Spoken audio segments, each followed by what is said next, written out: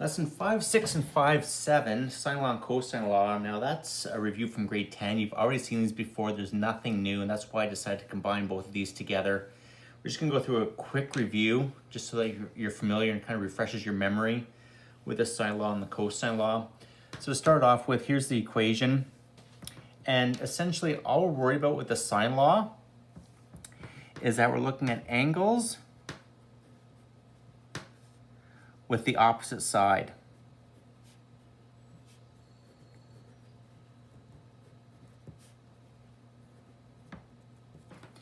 So this means side A over the sine of angle A, side B over the sine of angle B. So we're looking for angles opposite sides. We set them up kind of like a proportion, we cross multiply and we're done. So moving quickly, since this is review, if we look at our first example, we want to determine angle A. So this is the one that we want to find here. And as you can see, we're provided with an angle and the opposite side. The angle that we want to find with an opposite side. Now, this is different from a right angle triangle where the hypotenuse is opposite the 90-degree angle and the other side opposite the angle. Notice here for sine law, it is not a right angle triangle. So we're gonna set up our fractions, side, opposite angle. So I'll do 5.2 over sine 38 equals 7.4 over sine A for angle A. So we set up our two fractions, side with the opposite angle, side with the opposite angle. Once we're here, we're going to cross multiply. So we get 5.2 times sine A equals 7.4 times sine 38. We of course want to get sine A by itself. So we're going to divide both sides by 5.2. So that sine A equals 7.4 times sine 38 all over 5.2. So we want to determine the angle, of course. So to do that, to find angle A, we need to take the sine inverse of what we get when we multiply and divide this.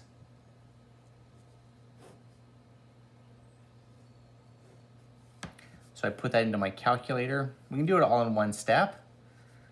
And we get angle A to equal 61 degrees.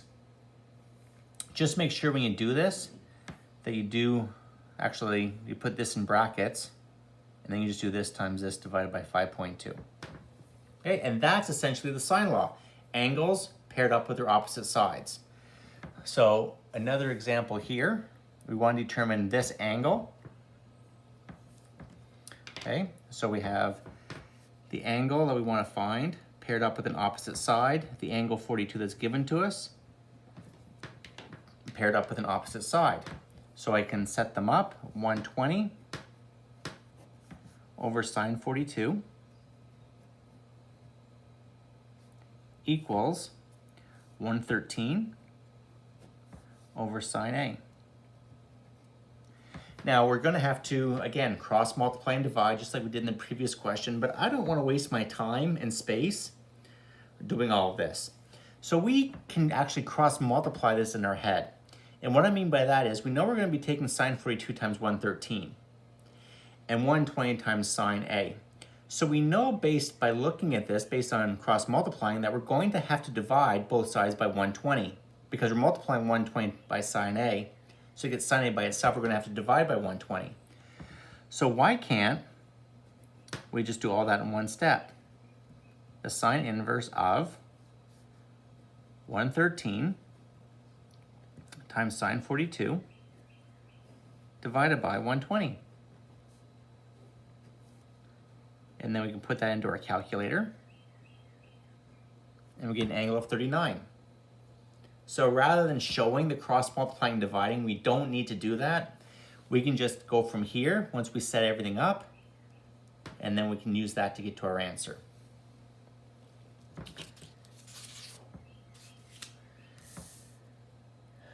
some situations where we have to draw our own triangle. So we'll do that. Now again, for sine law, it's not a right angle triangle. So we'll draw this. It doesn't matter how we label it. We'll go A, B, C. So side A, my mistake, those should be capitals because the sides are lowercase. So capital A means angle A. So lowercase a is directly across from that.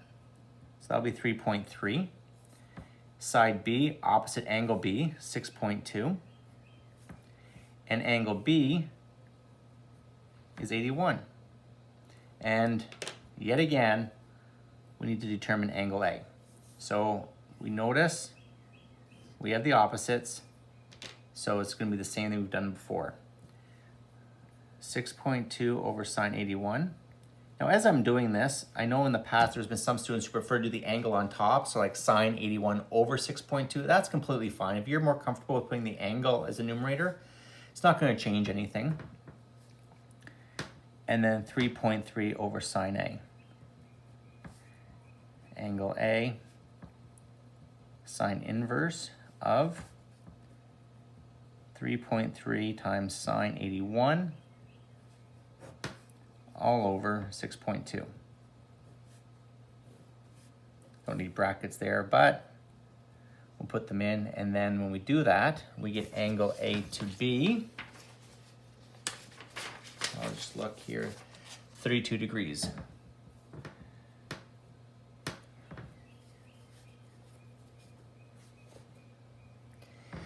So those are our first three examples. We've looked at finding an angle. Now we can look at finding a side, which doesn't really change.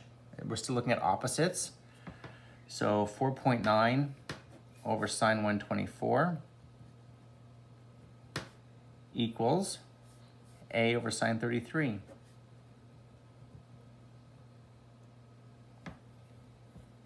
Now we're still going to cross multiply. So A is going to equal 4.9 times sine 33 divided by sine of 124. Again, we put that into our calculator and we get our answer of 3.2 centimeters. Word problem to finish off. Question 4. A surveyor in an airplane observes that the angle of depression to 2 points on opposite shores of a lake are 32 and 35. So we're talking about angles of depression. Now, an angle of elevation, if we look at a right angle triangle, an angle of elevation is always down here in this corner, right? Kind of going from the ground up. So that's where we get our angle of elevation. Angle of depression is different. All students think that angle of depression occurs up here inside the triangle, when in fact, an angle of depression occurs outside of the triangle. If we extend a horizon line from the top of our triangle, kind of like a straight line going out, the angle of depression is from that horizontal line or the horizon down to our triangle. So it's this angle outside of the triangle that is actually the angle of depression.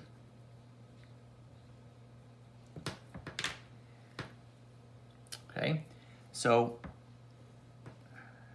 if we make the triangle a little bit bigger, kind of like this, if you're provided with an angle of depression, the angle goes outside. But if you remember back to grade 9, when you're dealing with angles, there's 3 different patterns of angles that you were taught. There was a C pattern, there was an F pattern, and there was a Z pattern. And in this case, we create a Z pattern. So as we go here, diagonal, and back, it creates a backward Z, like this. And the backward Z pattern tells us that this angle and this angle are both the same. So in fact, an angle of depression goes in the exact same spot as the angle of elevation. Now, if you wanted to, you could always take the angle of depression and subtract it from 90 to get this angle in the top corner of our triangle. But you don't need to, because if you're provided with an angle of depression, you know that's going to be in the bottom corner, the same place that there's going to be an angle of elevation, or that an angle of elevation would be provided. So in this question, we have two angles of depression, again, from the horizontal line down, and we want to find the distance across this lake. So what we can do then when we look at this triangle is if I take 45 and subtract 32, 45 degrees subtract 32 degrees is 13 degrees. That means my angle in here must be 13, right? The difference between those. So from here to here is 45, here to here is 32. The difference between them gives me an angle of 13. The 9750 is on this side. So I have an angle, the opposite side I want to find. A side, I need this opposite angle to do the sine law. And I can get this opposite angle by using the backward z. So if we look at the backward z, if this angle is 32, it means that this angle in here, right there, must be 32. So once we have those, we can use our sine law.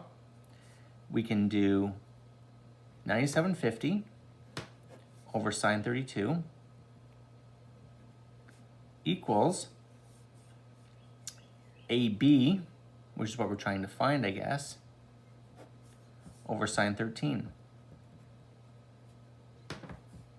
Cross multiply, 9750 times sine 13, all divided by sine 32.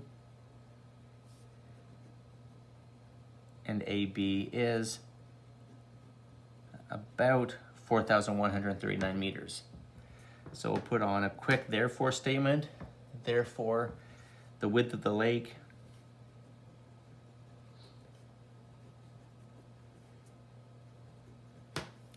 is 4,139 meters. Okay? And for homework questions, again, just a quick review. Going through these, you should pretty much remember it now. But if you want 1A and questions 4 and 6. And that's our quick review of the sine law. Moving on to the cosine law. Now, if we have a question like this and we want to use a sine law, we have an angle opposite side, but we don't have another angle to match up. So essentially, if you can't use the sine law, we use the cosine law. And the cosine law is a squared equals b squared plus c squared minus 2bc cos a. And what matters is that this a squared, whatever we put in for a squared, that has to be the side opposite the angle. So the question will either give you an angle or I'll ask you to find an angle. So either way, the side opposite to that angle is what you put in for A. And again, B and C, it doesn't matter. Okay? So the way that you use the cosine law is typically if you have three sides and no angles, or if you have what's called a contained angle. And what a contained angle means is that you have an angle in between two side lengths. So a side length provided with an angle in between. Now you don't really need to remember that. All you need to do is try the sine law. Angle opposite side, no other angle to pair up with a side. So we know that we can't use a sine law. So we use the cosine law. And remember, for the A, that's the side that is opposite the angle. So if my angle here is Z, the side opposite to that is Z. So it will be Z squared equals, now again, B and C, it doesn't matter. So 16 squared plus 14 squared minus 2 times 16 times 14 times the cos of 46. So we put all that into our calculator. We get an answer of 140.79. Naturally, we have to do the square root to get z by itself, or sorry, to get z without the exponent. And we get an answer of 11.9 centimeters. Okay, so with the cosine law, try the sine law. If it doesn't work, cosine law. Just remember that whatever you put in for the variable here, that's the side that's opposite the angle.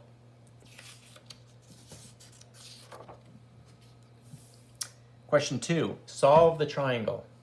So solving the triangle, of course, means we need all angles and all sides. Again, we notice that the 48 is contained between these two side lengths. So we're going to use cosine law. This is angle M. Across from that would be lowercase m, which means I'm putting in m squared equals 4.6 squared plus 3.8 squared minus 2 times 4.6 times 3.8 times the cos of 48. And we put that into our calculator. We square root, and I'll see what we have here. For the answer, it is 3.5 meters. So m is 3.5. Now we need to find the other two angles. We can use the cosine law again, right, using the three sides, or what's quicker would be to use the sine law. Because now with that side, I have something to match up with my angle. I have an angle with an opposite side, and now I can choose either angle A or Q that I want to find in order to match up with another side. So let's solve for angle A. So to find angle A, we do 3.5 over sine 48 equals 3.8 over sine A. Again, cross multiply. Angle A will be the sine inverse of 3.8 times sine 48 divided by 3.5. Again, put the brackets in, and angle A is 54 degrees.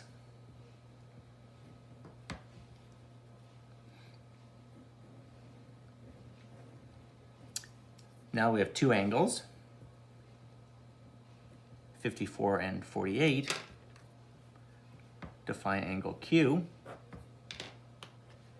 naturally we would just do 180, subtract 54, subtract 48.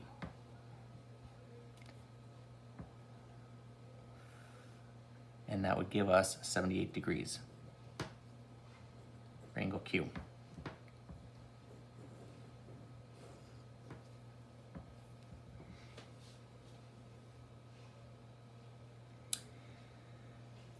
The last example, 3, we're going to find an angle in this case. We haven't found one of those yet, so we're going to draw our triangle.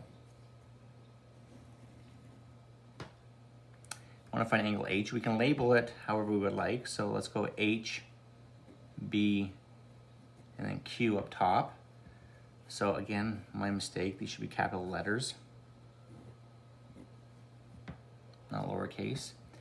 Capital H, opposite side is 12. Capital B, opposite side is 14. And then for Q, 16. And we want to find angle H. So because angle H is what we want to find, the side directly opposite to that, that's what we put in to start our cosine law. So 12 squared equals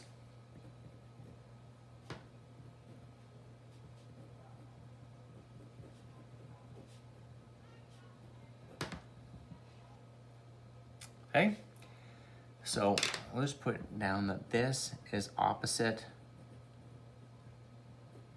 side to angle. So 12 squared is 144. 14 squared plus 16 squared gives us 452. And then 2 times 14 times 16 is 448.